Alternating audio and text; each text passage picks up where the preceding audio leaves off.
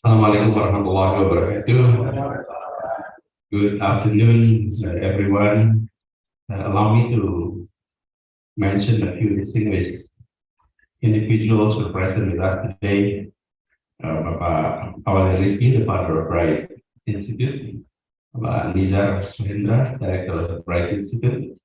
Congratulations for Bright Institute for re-emerging to the public conversation. Hopefully we'll have more and more discussion through this Bright Institute, the brightening conversation. Pak Yanto, the coordinator of this program, and also welcome Professor Balaji Raja Gopalan. Thank you for participating.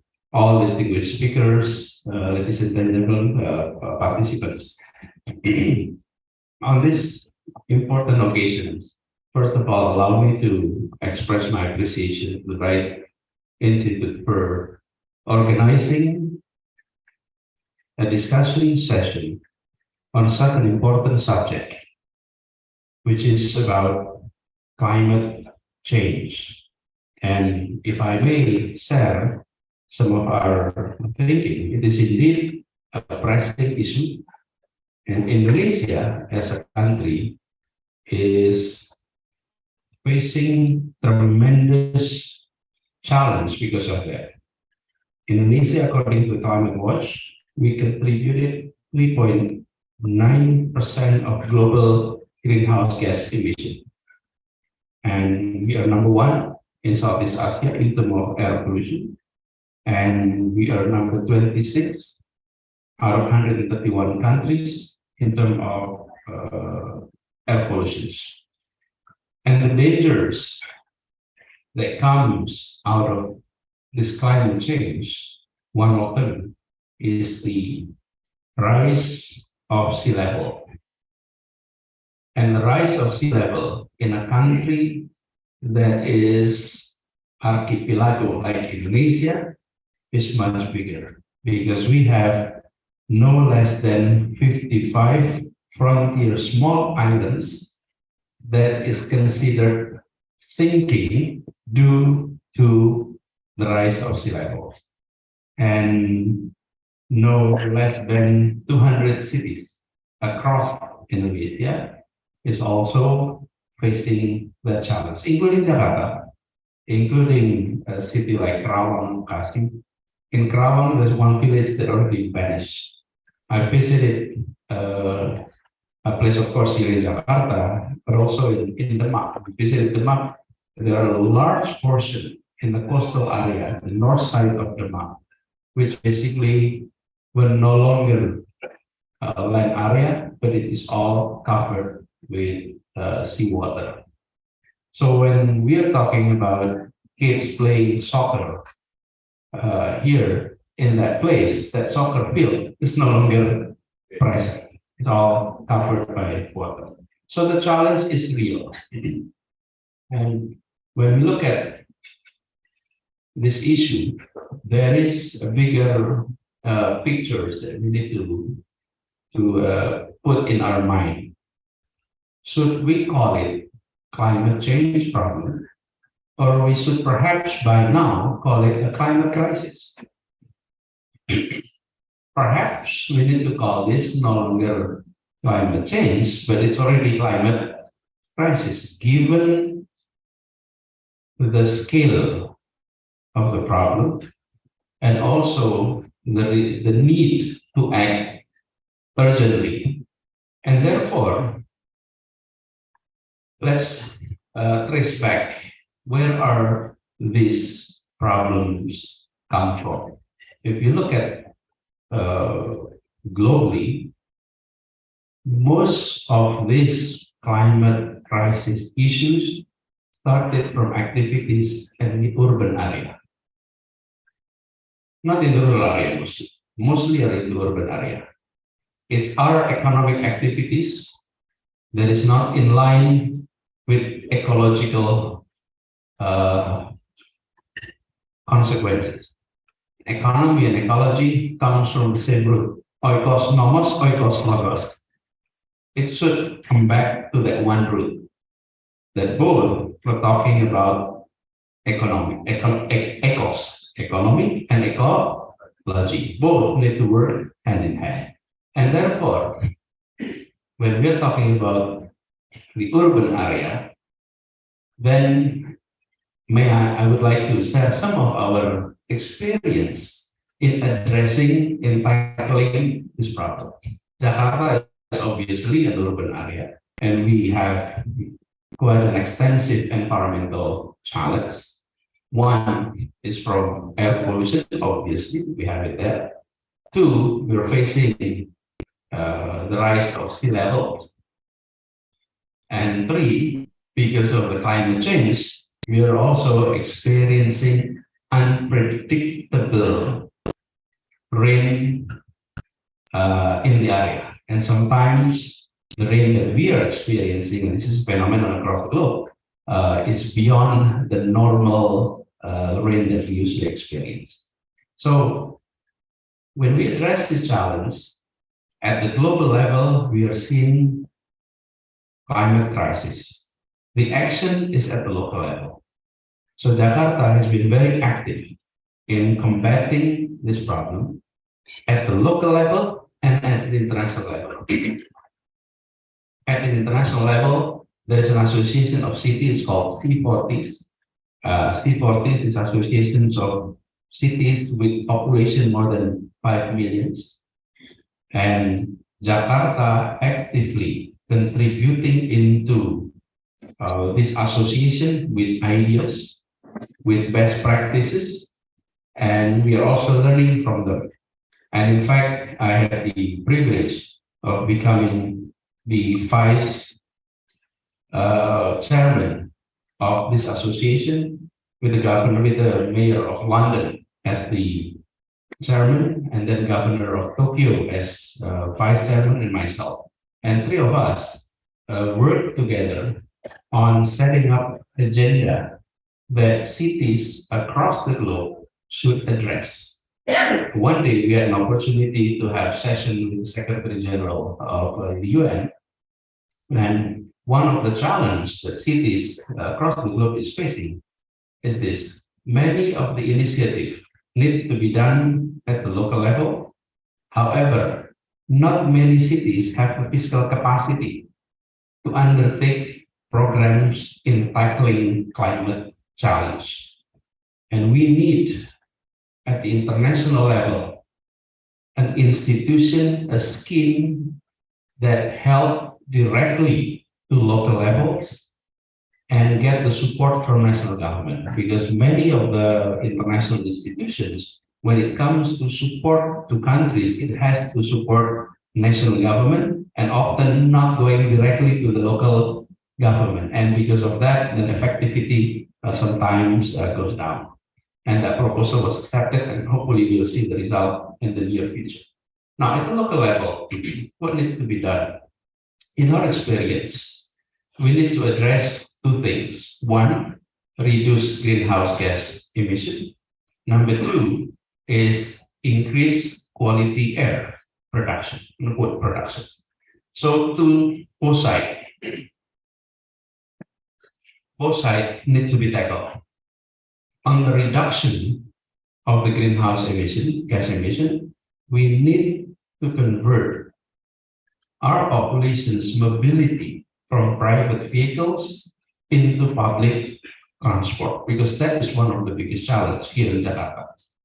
We have 13 million two-wheelers and we have 3 million cars operating surrounding Jakarta. And that contributed significantly to the deteriorations of our air quality.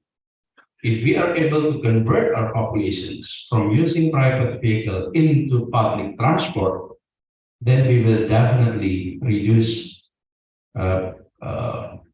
greenhouse gas emissions. And we've done that. I'll explain that later. Number two is, of course, emission control. We issued policies of requiring emission check annually to all motorized vehicles in order to make sure that it meets the new standards of emissions. That's on reduction side. On top of that, the manufacturing plants is being controlled. That's one. On the other side, with regard to creating more greeneries across the city. In the past 4 years, no less than 420 parks were being reactivated, renovated, and even new ones were built. So now, anywhere in Jakarta, you walk 800 meters, you will find a park. And anywhere in Jakarta, with that more than 420 parks across the city. And the concept of park was also rather new, because in Bahasa Indonesia, all were called taman. Taman. In Bahasa Indonesia called taman. And taman often means garden.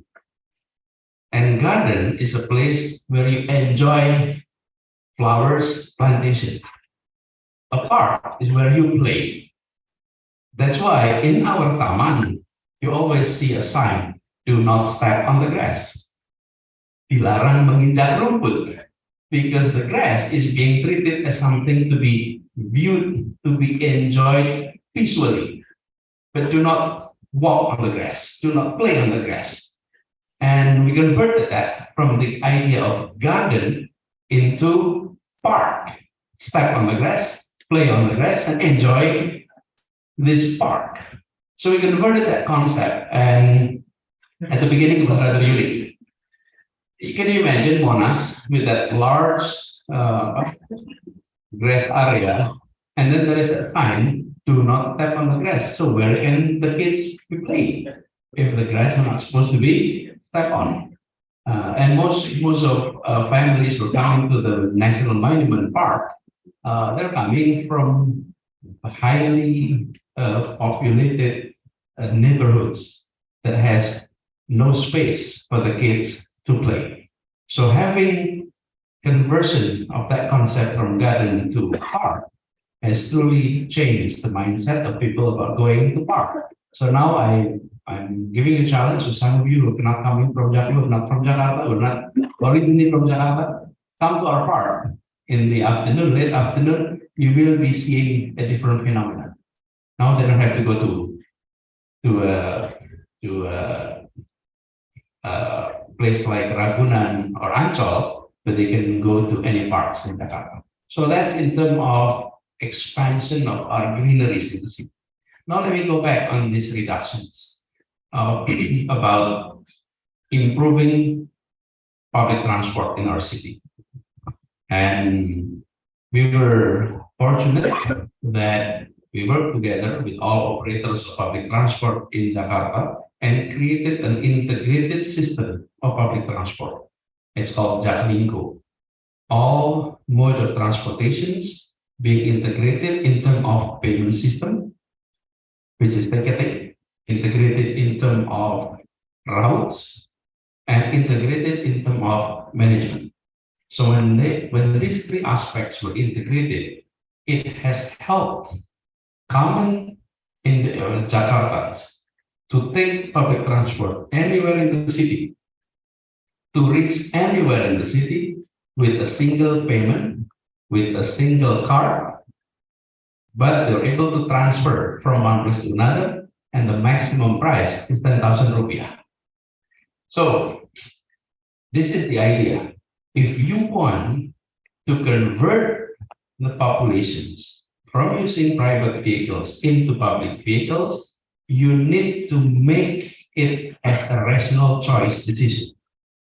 If you campaign on the idea of protecting, the climate, protecting, the environment, which is important, but it costs them more, then you will not be seeing people converting from private vehicles into public transport.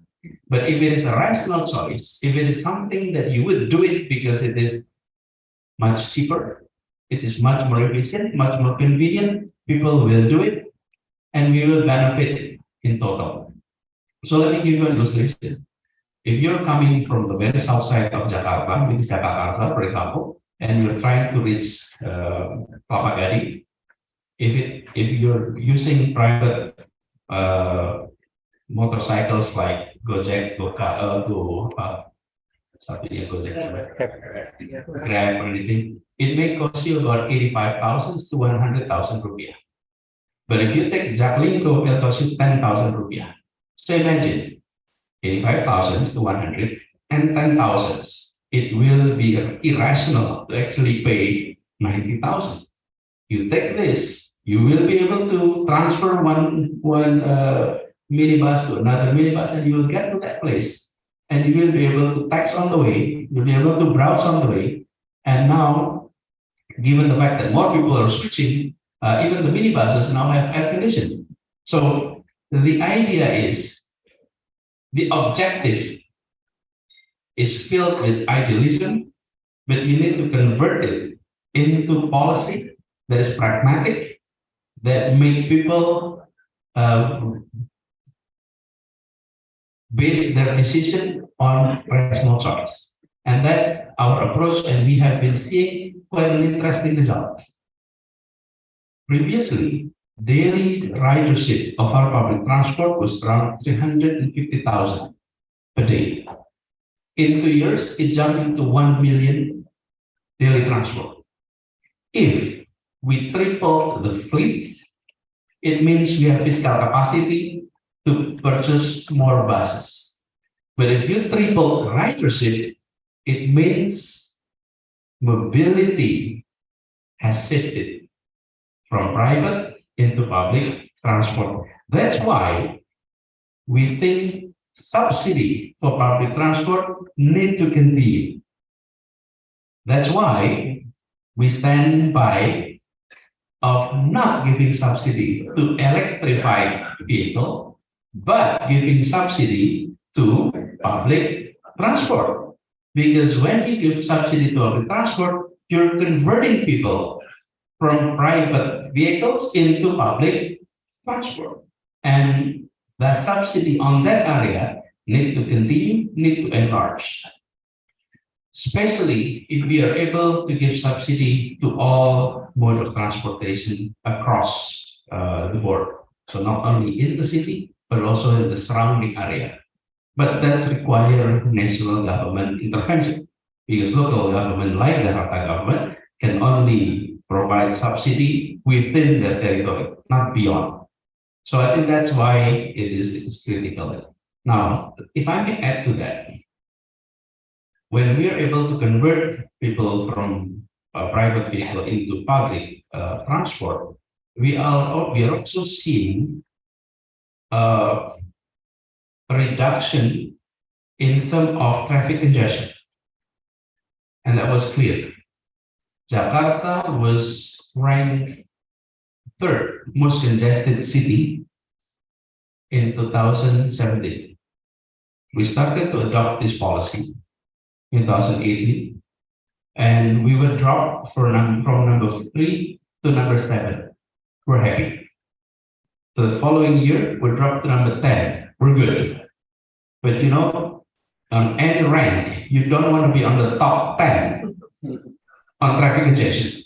You want to be on the top 10 for anything else, but not congestion, pollution. But we're happy we dropped to number 10. A year after that, we dropped to number around 33 or 34. And then the following year, we're around 60. So imagine, rank of most congested city from third in the world all the way to around 60 in the world. That is a significant drop.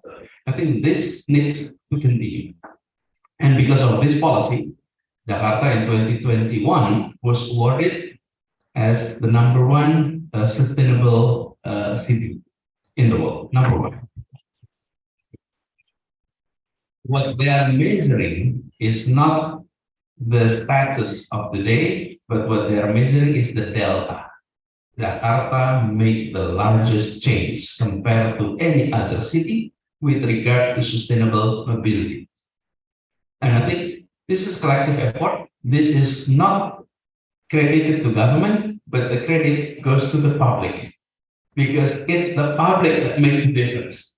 If you don't see the tripling of ridership, we will not be awarded.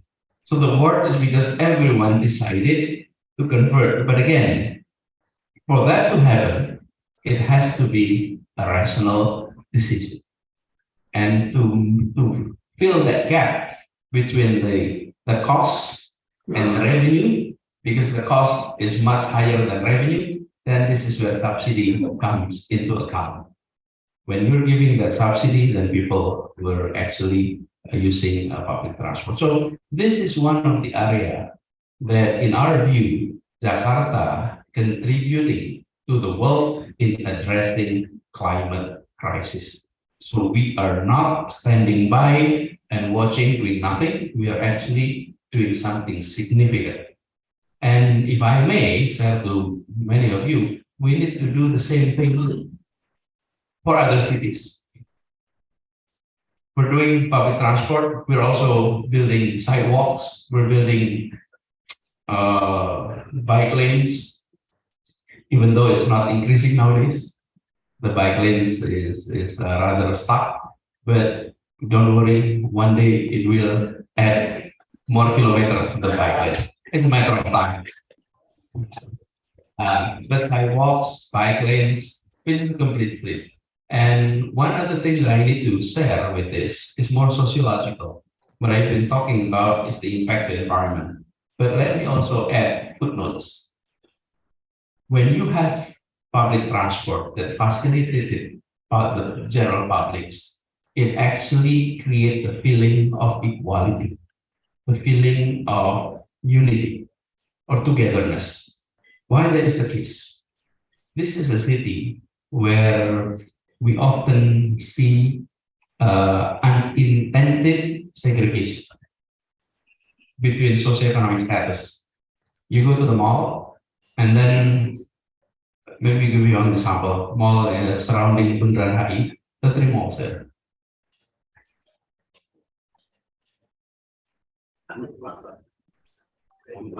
Plaza Indonesia, Keren Indonesia, and Tamrin City.